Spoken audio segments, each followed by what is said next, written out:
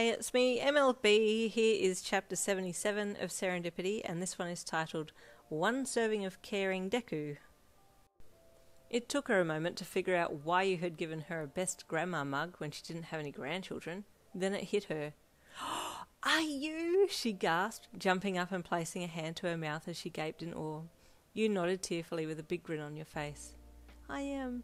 I'm 3 months along now, he replied cheerfully, relieved that the reveal had gone to plan. She burst into happy tears and Deku was the first to get to her, hugging her with tears streaming down his own face. At that point, you thought it best to give them time, and you paused to let them have their moment together. It was such a precious bond they shared, and you took a mental picture to save in the memory bank while they cried happily together. Come here, Yin, Mrs. Midoriya said, finally letting go of her son with one arm so she could open it to bring you into the embrace, and there you all hugged for a little, revelling in the beautiful news. You all talked for a little more about the future, names for the baby, things you'd need for the little one, and future babysitting needs. Then, once you'd all talked enough, you and Deku left to go home. I'm so glad that went well, you said with a happy sigh, holding his hand tightly in yours as you walked. The next afternoon you told your parents, and the day after the news reporters found out that you were expecting. You and Deku had announced your pregnancy that morning, and it had taken all of 3 seconds for the news to spread. By 11 a.m. your office phone was ringing off the hook, and you couldn't leave the building without being mobbed. This is crazy, you panted to Deku as you sought refuge in his office. He looked up as you closed the door behind you and leaned up against it, spreading your hands out against the wood so you could barricade it from the people entering. How come people are going crazy out there? Deku smiled apologetically and stood up to come around and give you a hug. I'm sorry, Yin, he apologized. This is going to be the life of our little one. It's okay, it's not your fault, you replied, hugging him back. You looked up into his cute freckled face and he looked down into your eyes, a fondness shining in them. He leaned down to give you a kiss as you leaned up, and you both shared a quiet moment together kissing in his office. Unfortunately, it wasn't for long as the receptionist came looking for you to tell you that Heroes Daily wanted an interview with you and Deku. I tried calling your office because they said they couldn't get through, and when I couldn't get through either, I came looking for you, she said with a sheepish chuckle. Maybe I should have left it a bit longer? I was just catching a break, he replied a little sadly. I've had call after call after call. And that's going to happen a lot, the receptionist said sympathetically. Best get used to it.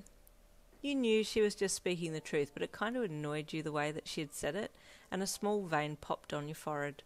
She said one more thing before leaving, and you pursed your lips at the closed door. Don't worry about organising the interview today. We can do it tomorrow, Deku said softly, seeing the annoyed look on your face and thinking it was about the Heroes Daily being so persistent. You huffed. I think I'm going to go home. I just need to be away from people for a while. Even me? He asked softly with a worried look on his face.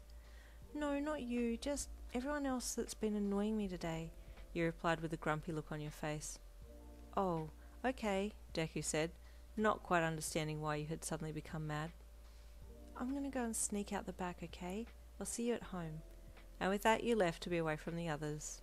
Amazingly, you got home without anyone seeing you or approaching you. Maybe it was because you had a scarf wrapped up around your head and had put the sunglasses on with airs that screamed, Don't even look in my direction.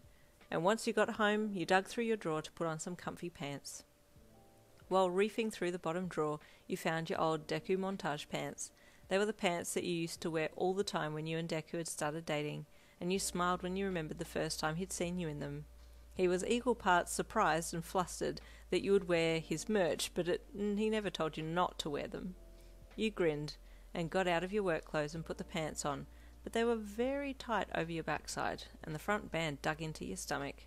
With horror, you looked over into the mirror and saw your side profile. Oh, I look terrible. I've put on so much weight since meeting Izuku. Oh no.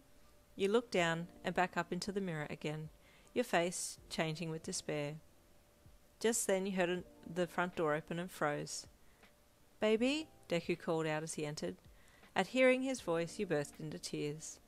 Baby, he called again when he heard you sobbing from the bedroom. He was in a flash, his arms gently wrapping around your half-dressed form. What's wrong? I'm fat, you wailed.